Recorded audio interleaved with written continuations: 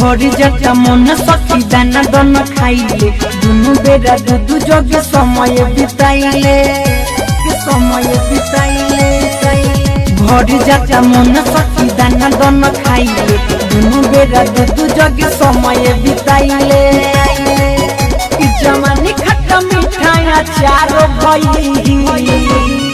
ड्राइवरवा भातार भई खलसिया यार भई ड्राइवरवा भातार भई खलसिया यार भई बुझल यार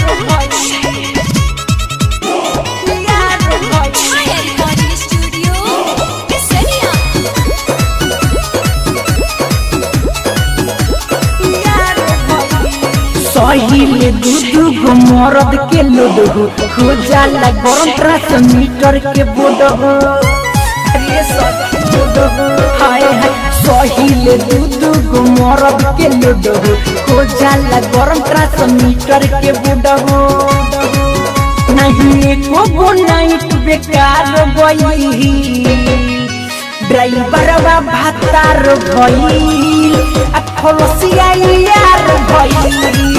ड्राइवरवा भातार भई खलसिया यार भई यार बुझल यार भई यार भई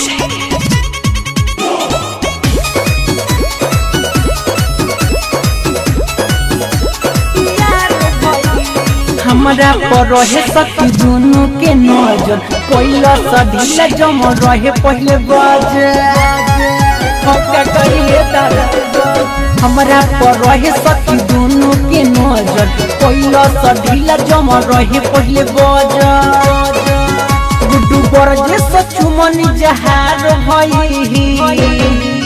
ड्राइवरवा भातार भई खलसिया यार भई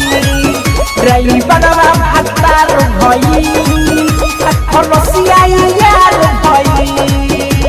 भरी जाता मन सखी दाना दन खाइले दुनु बेरा दूध जग समय बिताइले जमानी खट्टा मिठाई चार भई ड्राइवरवा भातार भई खलसिया यार भई ड्राइवरवा भातार भई खलसिया यार भई बुझल छाया रिकॉर्डिंग स्टूडियो केसरिया।